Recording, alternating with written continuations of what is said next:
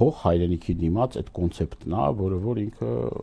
այսպես ասած ակտիվ նաև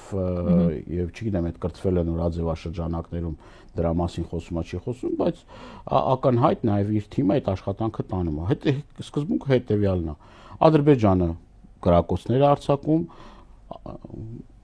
իր ներկայացուցիչը Հայաստանում գալիս է գյուղերը, քաղաքները բանը շրջում է, ասում է ժողովուրդ ջան, պատերազմ եք ուզում, ժողովուրդն դե պատերազմ ով է ուզում պատերազմ, ոչ մեկը պատերազմ չի ուզում։ Դե ասում է եթե չեք ուզում մորթվեք բան, պետք է զիջումներ անեք։ Այ հիմի որ անտուն չմնաք, անհող չմնաք, ուզում եք փող տանք ձեզ։ Փող տանք, ձեզ համար լավ կլինի, մեզ համար լավ կլինի։ Չէ, այդ փողից էլ կզրկվեք, այդ հողերից էլ կզրկվեք, այդ տներից էլ կզրկվեք։ Մարդկանց դնում է երկընտրանքի առջև, որոշները ուրախությամբ են ընդունում, շատերն էլ դժկամությամբ են ընդունում, բայց այլընտրանք չի թողում այդ մարդկանց։ Մի մասն էլ դեմ ալնում դրան ու հասարակությունը ինչպես միշտ բաժանում է երկու մասի։ Մի գյուղի մեջ իրար հետ հակամարտող, իրար ատող,